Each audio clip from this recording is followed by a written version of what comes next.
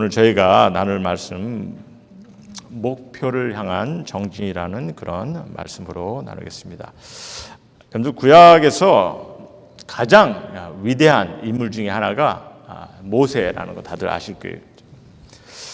사실 그는 하나님으로부터 이 텐커맨드 10계명을 받은 사람입니다.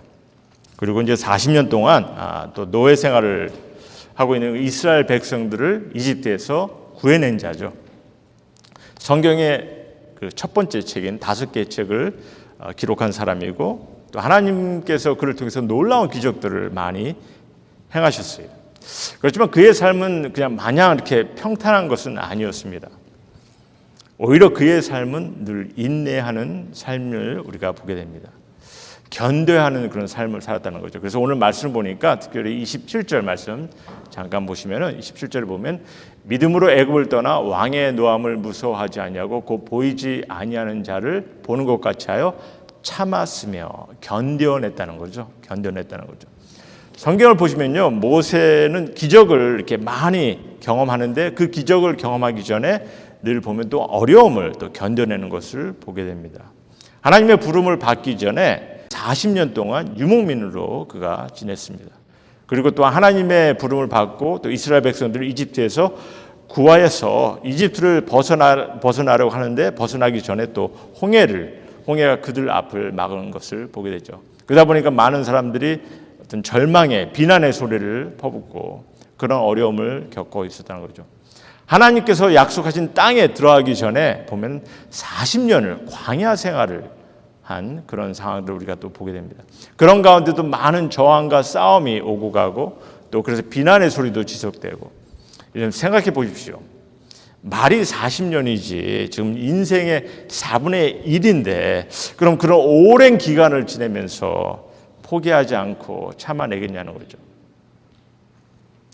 그런데 이제 이 보이는 것이 없는 것 같은 막연한 그런 모습을 우리가 기다리기가 참 쉽지는 않지만, 그러나 우리는 말씀을 보니까 그는 늘 참고 기다렸다는 겁니다. 만약 하나님께서 무엇을 약속하셨는데 이 수십 년 이후에야 그 약속이 이루어진다면은 그때까지 기다리시겠냐는 거죠. 모세는 기다렸습니다. 그래서 오늘 2023년을 우리가 보내면서 여러분들이 다 하지 못한, 이루지 못한 것들이 분명히 있을 거예요. 하나님의 약속을 경험하지 못하신 분도 있을 것이고, 근데 다만 기다리는 것으로 한 해를 이렇게 맞춰야 하는 이들도 있을 것입니다. 하지만 모세는 그 기다리는 삶을 살아가면서 그 기다리는 삶을 살아가면서도 또한 삶의 승리를 경험한 것을 우리는 보게 됩니다. 그래서 이것이 너무나 중요한 거죠. 비록 기다리는 가운데 힘들고 어려운 그런 순간이 있을 수 있지만 그런 가운데서도 승리를 경험할 수 있다는 것. 그래서 과연 그러면 이런 모세의 승리의 삶에 이 힘이 되는 이 원동력이 무엇인지 이를 좀 오늘 본문 말씀을 통해서 우리가 좀 생각해 보자는 것입니다. 먼저 첫 번째 우리가 좀 생각해 볼 수 있는 것은요, 하나님께서 우리를 어떠한 존재로 만드셨는지 이를 발견하고 그 주어진 현실을 인정하는 것이 때로는 우리에게 큰 힘이 되는 것을 좀 기억하셨으면 합니다.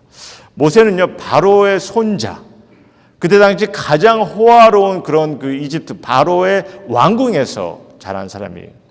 그러나 그는 장성하면서 그가 이스라엘 사람이었음을 알게 되죠. 그리고 노예 자손임을 알게 됩니다. 스스로의 존재를 발견하게 되더라는 거죠. 그리고 자기의 갈 길을 사실 인정하고 이제 스스로의 길을 선택한 것을 보게 됩니다. 기약된 왕자를 저버리고 오히려 거절당하고 정말 멸시당할 수 있는 그런 모습으로, 그런 궁중에서 쫓겨나서 노예 생활을 하는 그 길을 택하였다는 거죠. 그래서 오늘 24절, 25절 말씀을 잠깐 보시면요, 믿음으로 모세는 장성하여 바로의 공주의 아들이라 칭함받기를 거절하고 도리어 하나님의 백성과 함께 고난받기를 잠시 죄악의 낙을 누리는 것보다 더 좋아하고 더 좋게 귀하게 여겼다, 이렇게. 그래서 그를 선택하였다, 이렇게 말씀하시는 거죠. 여러분은 여러분 스스로가 어떤 존재로 여겨지는 것이 귀하다고 생각하십니까? 여러분 스스로가 잔 엄마, 아니면 사장님, 장로님, 뭐 권사님, 한국 사람, 뭐 어떤 모습으로 여러분들께서 여겨지는 것을 귀하게 여기시는 거죠. 사실 우리는 하나님의 자녀, 믿는 이, 성도로 여겨진다는 것, 우리가 성도로 이렇게 부름을 받았는데 그것은 어떻게 생각하십니까? 사실 저는요, 성도로 불려진다는 것이 너무나 귀하고 놀라운 것으로 여깁니다. 장로, 권사, 목사 뭐 다 좋지만 사실 성도라는 것이 아주 귀한 의미를 우리에게 부여하고 있어요.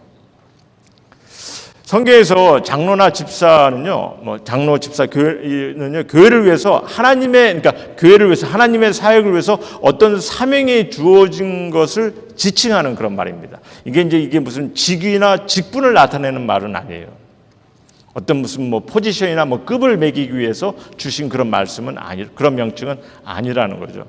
하지만 성도는요, 하나님께 나의 존재가 어떠한 이인지를 인식해야 하면서 하나님께서 지칭하시는 그런 의미의 말이라는 거죠. 성도가 거룩한 자, 하나님이 나를 보시고 어떻게 나를 인식하고 지칭하는 그런 말이라는 거죠. 쉽게 예를 든다면요, 목사, 장로, 집사, 권사 이런 지칭은요, 그러니까 교회를 우리가 회사라고 이렇게 생각했을 때 교회에서부터 어떤 사장이 이제 이 사람은 회계부장이야, 엔지니어야, 아니면 인사과 과장이야, 이런 기능을 지칭하는 그런 말이 될 수가 있어요. 하지만 성도라는 것은요, 내 자식이야, 내가 찜한 사람이야, 이 사람 나를 닮은 사람이야, 이런 식의 그 관계 속에서 주어지는 그런 말이라는 거죠. 그러니까 이런 지칭은요, 사실 하나님의 자녀, 하나님의 성도, 이런 지칭은 우리의 존재 가치를 달리 주는 그런 말씀입니다. 그러니까 모세에게도 사실 어떻게 보면 이제 왕자의 자리보다도 오히려 노예 자리를 할지라도 물론 결코 쉬운 결정은 아니었을 것입니다. 하지만 그 모세는 이스라엘의 백성이 하나님의 자녀라는 그 존재의식을 발견하게 되었을 때 그는 그를 인정하고 정말 미련 없이 정진해간 그런 모습을 보게 됩니다. 하나님께서 여러분을 자녀요, 성도로 부르셨으면 이제 믿는 이답게 우리가 그 안에서 우리 신앙의 모습을 키워나가야 되는 거죠. 사실 저는 이제 제가 학생했을 때 제가 이제 모태신앙이었고 아버님이 이제 목사님이었으니까 기독교인으로서 이렇게 좀 살아야 되는데 학생했을 때 친구들에게 이 교회다는 것을 좀 감추려고 굉장히 좀 노력을 많이 했어요. 그러니까 이제 티를 안 내려고 많이 해서 그랬어요. 그때는 좀 한때 좀 방황하는 그런 시대였기 때문에. 그래서 그때는 사실 기독교인이라는 것이 좀 어떻게 보면 좀 부끄러워 보이기도 하고, 사실 이제 친구들이 이게 기독교인이라면 좀 안 좋아할 것 같기도 하고, 그래서 좀 제가 좀 많이 피했습니다. 근데 사실 이렇게 기독교인들이 이런 인상을 갖게 하고 좀 이런 것들이 좀 많이 있기 때문에 사람들이 또 나름대로 이렇게 따돌리기도 하는 것 같아요. 요즘도 사실 더하면 더하지 덜하지는 않지 않나 이렇게 봅니다. 그러니까 사실 기독교인들을 통해서 개독교인이라는 그런 시선으로 바라보기도 하고 사람들이. 근데 이런 인상이 사실 어떻게 보면 이런 시선들이 근본적으로 어떻게 생겨났는지, 사실 근본적으로 우리 기독교인들이요, 우리가 신앙생활을 보여줄 때, 우리가 신앙인으로서 보여줄 때 평소 삶에서 우리가 그 신앙의 모습을 보여줘야 되거든요. 그래서 우리 기독교인으로서 내가 삶에서 누굴 대하든지 내가 정말 하나님의 사랑을 배우고 또 그 사랑을 나타내고 정말 용서함, 또 섬김 이런 모습으로 신앙의 삶을 보여줘야 되는데, 문제는요, 우리가 기독교의 신앙 삶을 우리가 어떤 모습으로 기독교의 신앙 삶을 여기냐면 종교 생활하는 모습으로 신앙 생활하는 것을 여겼다는 거죠. 그러니까 종교 생활하는 것으로만 신앙생활, 그래서 이제 종교생활을 통해서 나 기독교의 모습이야, 기독교인이야, 이런 식으로 우리가 보일 때가 참 많았다는 거죠. 그러니까 평소에 사실 아무 변화는 없이 다만 종교생활하는 것으로 내가 기독교인이라는 그런 모습을 보이다 보니까 평소와는 다른 모습을 통해서 사람들이 안 좋은 인상도 안 좋은 시선으로 바라보기도 한 그런 모습이 아닌가 이렇게 생각합니다. 하나님께서 여러분을 하나님의 자녀요, 성도로 여러분의 존재의 가치를 달리하셨어요. 그래서 이런 존재의 가치를 우리가 바로 보시고 정말 하나님의 자녀답게, 성도답게 살아가기를 소원합니다. 그것이 너무나 이런 나의 존재의 가치를 바로 온전히 깨달아고 인정했을 때 내 삶에는 늘 삶의 동기와 힘을 얻는 그런 모습으로 우리가 하나님 앞에 설 수 있는 거죠. 또 한 가지 우리가 볼 수 있는 것은요, 이런 삶을 위해서 우리가 실질적인 가치관을 좀 정립하기를 바랍니다. 실질적으로 어떠한 가치관을 우리가 가져야 되는지, 존재의 가치를 바로 보시게 되면서 현실적인 삶에서 중요한 것, 이런 것들 우리가 좀 정해가야 되는 것 같아요.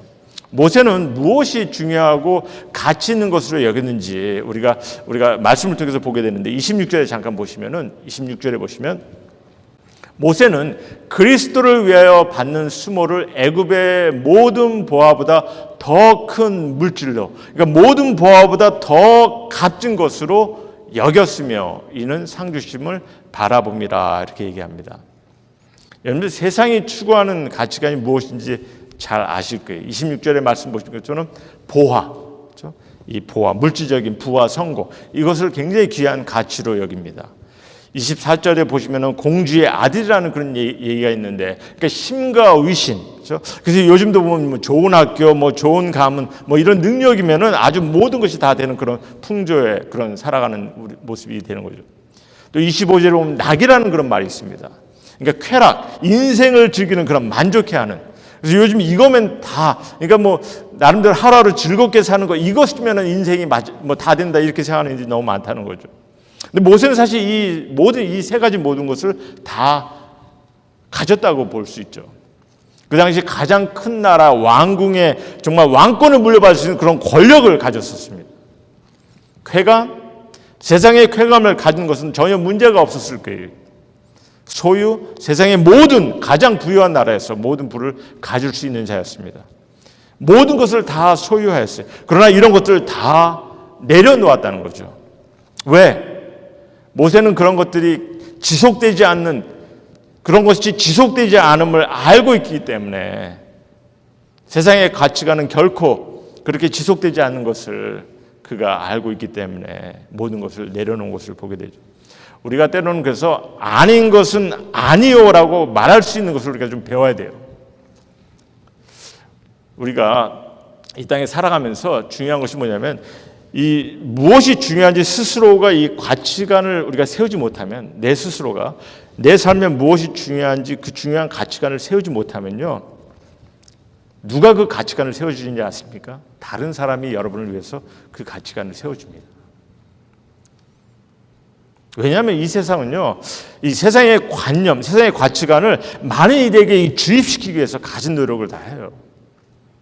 그래서 여러분 스스로가 정말 옳고 중요한 세상의 가치관을 세우지 못한다면은 세상 것에 의해서 세워지기가 쉽다는 거죠.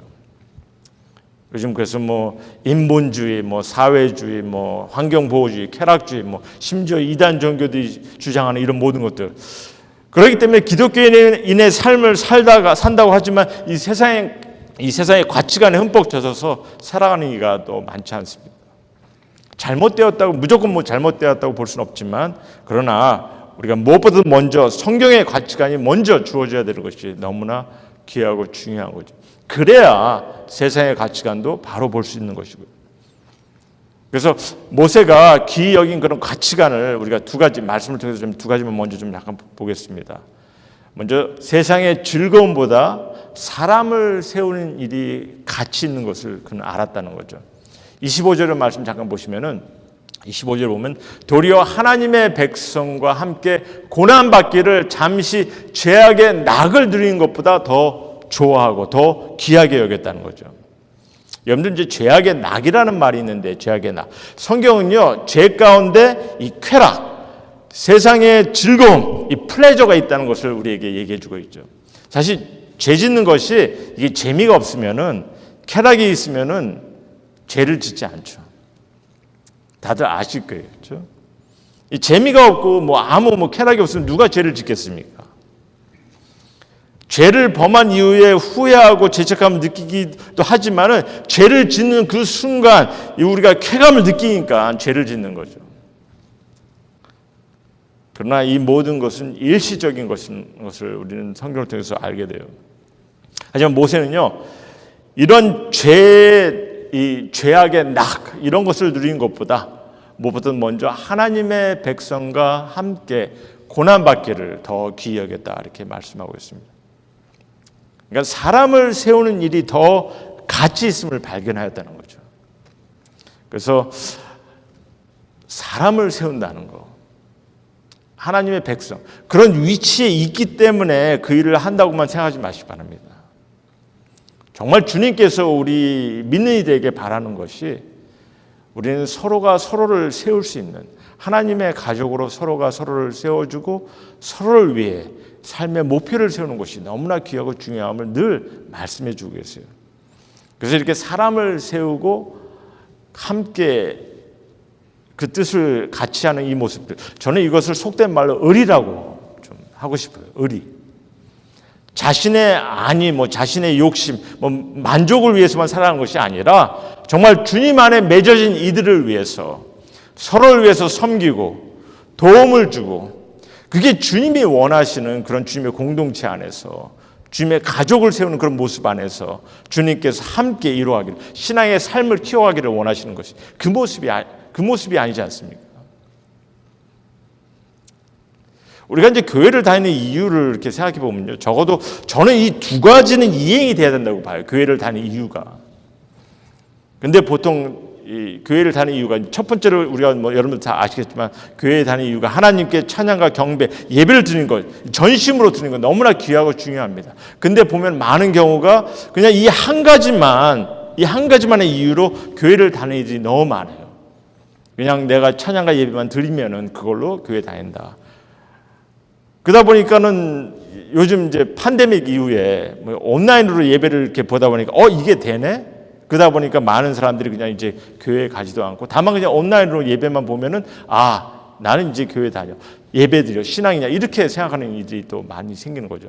근데 정말 교회를 다니는 이유는요, 그냥 이 첫 번째 이유만으로 끝나는 것이 아니라 적어도 또 한 가지 우리가 좀 귀히 여겨야 되는 것은 뭐냐면 주님의 사랑을 나누는 거예요. 섬기는 겁니다. 하나님의 백성과 함께하는 거예요. 그러기 위해서는 함께 고난도 헤쳐가야 되고, 또 함께 교회를 세워야 될 거고, 또 함께 주님의 뜻을 이행해야 하는 거죠. 이게 여기서 의리가 생기는 거고, 여기서 하나님의 사랑이, 하나님의 영광이 들을 수 있는 그러한 모습들이 그 안에서 나타나는 거죠. 제가 매번 강조를 하지만 혼자 신앙생활을 할 수 없다는 거. 어떻게 혼자 하나님께 영광을 돌리겠습니까? 어떻게 혼자 하나님의 일을 세우고 어떻게 혼자 하나님의 말씀에 따라 산다고 하겠습니까? 결코 할 수가 없는 거예요. 그래서 이런 모습을 통해서 우리에게 주어진 목표를 우리가 정하고 또 이 목표를 향해 정진해가는 그런 모습이 필요한 것 같습니다. 모세가 귀히 여겼던 가치관 중에 하나, 이 세상의 즐거움보다 사람을 세우는 일, 이것을 귀히 여겼다는 거죠.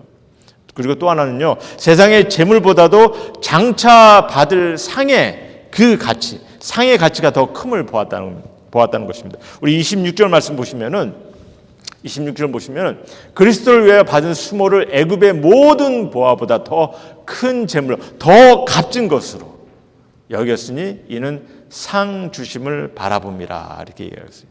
장차 받을 상을 내다보고 있었다는 거죠. 만약 모세가 이집트에만 그냥 남아 있었으면 그는 세상적으로 귀히 여기는 이런 것들 아마 다 가질 수 있었을 거예요. 그렇죠? 세상 사람이 갖고자 하는 모든 것을 다 갖고 있었을 것입니다. 그러나 그는 아마 그냥 그 당시에 미라로 아마 남고 말았을 것입니다. 그렇죠? 하지만 우리에게 그가 세상에 갖고자 하는 이 모든 것을 다 내려놓고 포기하는 그 모습, 무엇 때문입니까? 무엇이 그의 삶의 방향을 바꿨냐는 거죠. 성경 26절에 이는 상 주심을 바라봅니다. 장차 받을 상을 바라볼 수 있었기 때문이라 이렇게 얘기합니다. 그 말은 세상에 주는 가치관이 아니라 세상이 주는 가치관이 아니라 하나님께서 갖기를 원하시는 그 가치관을 바라볼 수 있기 때문이라는 거죠. 그렇기 때문에 그 모든 것을 내려놓고 하나님의 뜻을 쫓는 것을 보게 됩니다. 우리에게 주어진 삶이, 만약에 여러분에게 주어진 삶이 만약 그냥 한 인생으로 모든 것이 끝나버린다면요, 그냥 그 인생만으로만 모든 것이 끝나버린다면은 정말 너무 많은 이들에게는 그 인생은 너무 무의미하다고 봐요. 그렇지 않습니까? 그리고 이는 창조자라는 이에게 대단한 실패작이에요. 그냥 한 인생으로만 맞추고 난다. 어떻게 우리 인생이 어떻게 실패작입니까? 어떻게 하나님께서 그냥 이 인생으로 그냥 마치는 것으로 그냥 우리를 이 땅에 보내셨다고 생각하십니까? 아니죠. 하나님은 우리의 내일을, 영생을 준비하셨어요. 그리고 모세는 이를 보았기 때문에 세상에 그 무엇보다도 더 귀한 것을, 가치 있는 것을 그가 따르기 시작하였다는 거죠. 여러분들 생각해 보십시오. 하나님의 약속의 땅을 약속하셨어요. 그래서 애굽을 떠납니다. 하나님의 약속의 땅을 향해서 달려갑니다. 그런데 광야에서만 40년을 떠돌게 하네요. 이게 말이 40년이지. 약속의 땅을 말씀해 주셨는데 약속의 땅은 보이지 않고 40년 동안 광야에서 그냥 여기저기 떠돌이는 그 순간, 이런 모든 과정을 이끌어가는 모세였는데 이 과정을 아마 이렇게 지내간다고 생각해 보시기 바랍니다. 아마 저 같았으면은 아마 여러분도 마찬가지였을 거예요. 그 광야에서 몇 년도 못 가서 그냥 무슨 약속의 땅. 아마 울부짖으셨을 거예요. 하나님 어디가 약속의 땅입니까? 근데 그는 끝까지 순종하며 따르고 기다렸다는 거죠. 왜? 어떤 세상의 어떤 그런 모든 것보다는 무엇보다도 장차받을 상의 가치를 바라보았기 때문에. 그래서 이런 귀한 가치관을 생각하는 것을 보게 되는데, 그래서 이제 마지막 한 가지만 조금 보고 말씀을 정리하겠는데, 그래서 마지막으로 우리가 목표를 향해서, 비전을 향해 좀 정진해가는 그런 귀한 새해를 맞이했으면 합니다. 제가 그랬습니다. 하나님께서 나의 존재가 어떠한 존재를 우리에게 허락하신 이를 발견하고 그 안에 인정하며 살아가는 것이 너무나 우리에게 힘과 원동력이 되는 것을 생각해 봤습니다.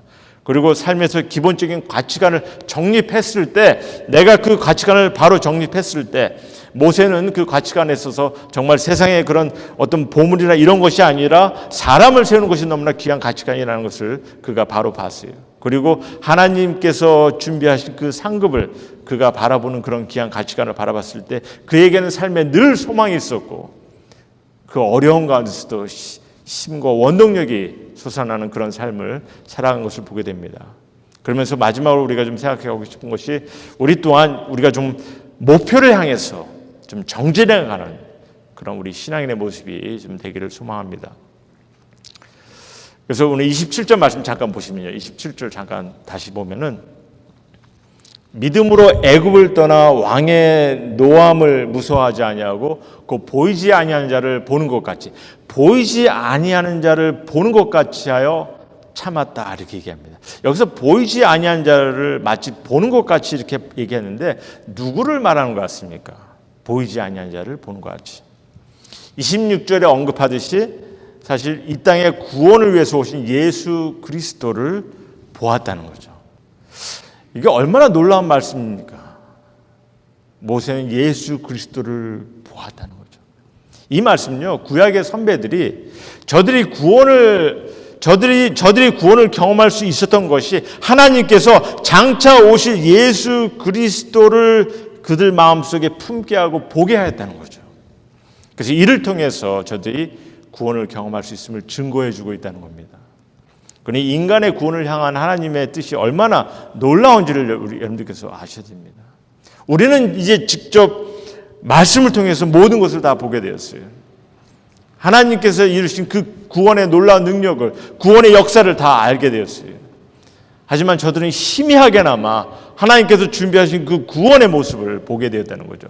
그를 바라보면서 그가 그 목표를 향해 달려간 그 모습을 우리에게 말씀해 주고 계십니다.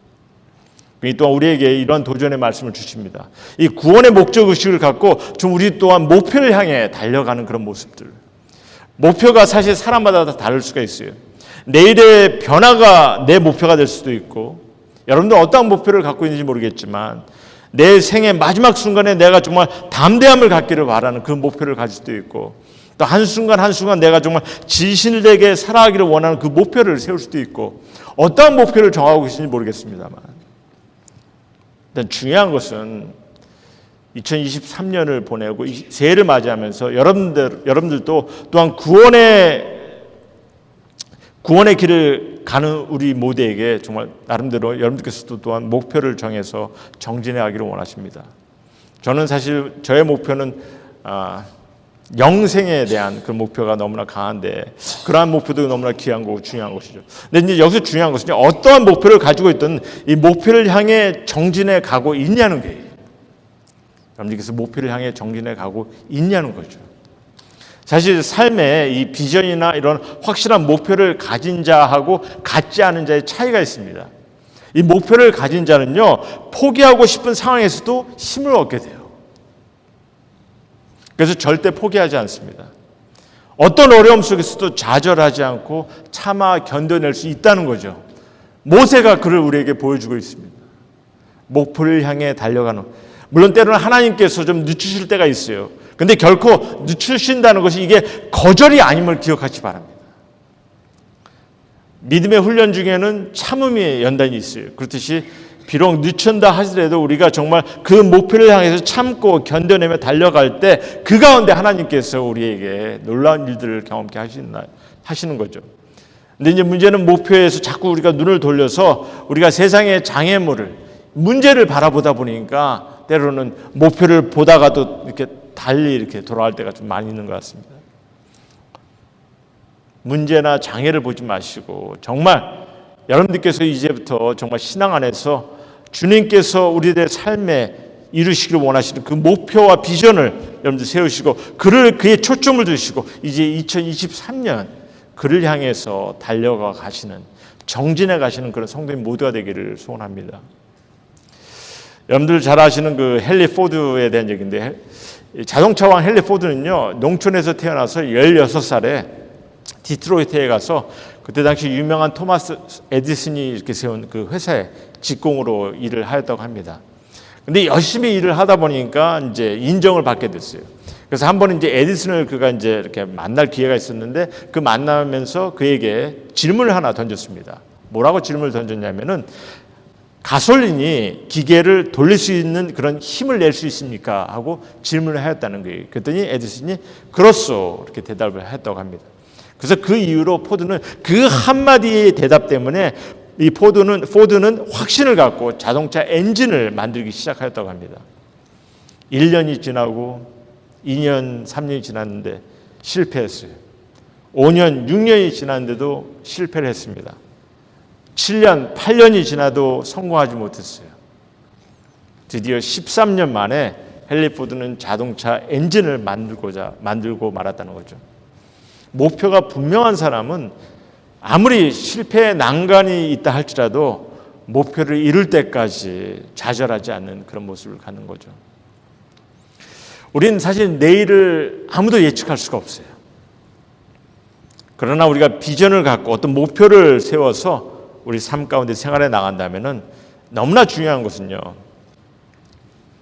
여러분들께서 여러분이 이 세상에서 무슨 삶을 살냐에 따라서 또한 이 영원한 삶이 어느 곳에서 어떻게 살게 될 것인도 결정하게 될 수 있다는 거 좀 기억해 주시기 바랍니다. 이곳에서 내가 어떤 유형으로 어떤 목표를 갖고 살아가는지에 따라서 영생의 모습도 달라질 수 있는 그런 모습. 그래서 상급을 얘기하는 거예요. 상급의 차이를 얘기하고 있지 않습니까? 우리가 지금은 스스로 훈련하는 시간입니다. 어떻게 보면. 다만 하나님께서 바라보고 계세요. 세상이 주는 잘못된 가치관, 그것을 통해서 허송세월을 보내는 것이 아니라 정말 올바른 가치관을 통해서 올바른 목표를 가지고 정진해가는 그런 귀한 삶을 주님은 원하십니다. 제가 이제 마지막으로 말씀을 드리겠는데, 하나님께서 여러분을 정말 하나님의 자녀로 삼으셨습니다. 하나님의 성도로 부르셨어요. 나의 존재의 가치를 세우셨습니다. 이를 감추지 마시고 부끄러워할 필요도 없죠.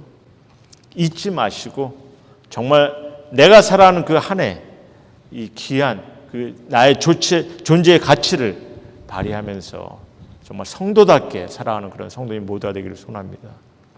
사업이 안 되고 힘들 때도 있을 거예요. 그렇죠? 좀 힘드는 그런 삶을 살 때도 있습니다. 자녀 때문에 어려움을 겪을 수도 있고, 그렇지만 하나님의 자녀로서 중요한 가치관을 놓지 않겠노라 여러분들께서 다짐하시고 늘 주님을 의지하시기 바랍니다. 그가 채워주실 거예요. 하나님의 자녀가 되는 것은요, 사실 우리가 하나님의 자녀가 되는 것은 여러분의 믿음을 통해서 우리가 하나님의 자녀가 됩니다. 그리고 하나님의 은혜로 우리가 하나님의 자녀가 되었어요. 하지만 여러분의 신앙 생활은요, 여러분이 어떠한 선택을 따라 어떠한 목표를 세우고 어떠한 비전을 통해서 어떻게 살아가냐에 따라서 주어질 것이라는 거죠. 그러니 2024년 이제 한 해도 내게 주어진 어떤 비전을 좀 바라보시고 바른 목적을 세우고 바른 목표를 향해서 좀 정진해가는 그런 우리 성도님 모두가 되기를 정말 주님의 이름으로 소원합니다. 때로는 여러분의 희생이 요구될 수 있고, 예수님께서 우리의 죄를 사하시기 위해서 그가 우리의 구원을 위해서 희생하신 것처럼 때로는 우리에게도 희생이 요구될 수가 있어요. 하지만 이 또한 우리 정말 가치 있는 삶을 위해서 하나님께서 허락하신 그런 희생이 될 수도 있기 때문에 이를 이겨내시길 바라고, 모든 순간 어떤 어려움과 어떤 힘든 어려운 것을 이겨내신 예수 그리스도를 바라보시면서 여러분들께서 올 한 해 마지막 순간까지 좀 내년을 위해서 좀 새로운 좀 목표도 정하신다면은 그 정한 대로 그를 향해서 좀 주님을 의지하면서 달려가는, 정진해가는 그런 우리 성도님 모두가 되기를 주님의 이름으로 다시 한번 소원합니다. 그래서 우리 임마누엘 교회가 정말 함께 새로운 목표와 새로운 비전을 가지고 내년에는 정말 주님의 교회가 세워질 수 있으며, 우리가 서로를 위해서 우리가 가진 하나님의 사랑을 나누고 그 가운데 교회를 세워나갈 때 주님께서 이 교회를 통해서 영광을 받으시고 여러분들의 삶을 통해서 하나님의 뜻을 드러내실 뿐만 아니라 그 삶이 정말 주님께서 기뻐하시는 그런 귀한 삶이 되리라 믿습니다. 이 모든 것을 우리 성도님 한 영혼 한 영혼 모두가 정말 경험할 수 있고 이어나갈 수 있는 그런 모두가 되기를 주님의 이름으로 다시 한번 소원합니다.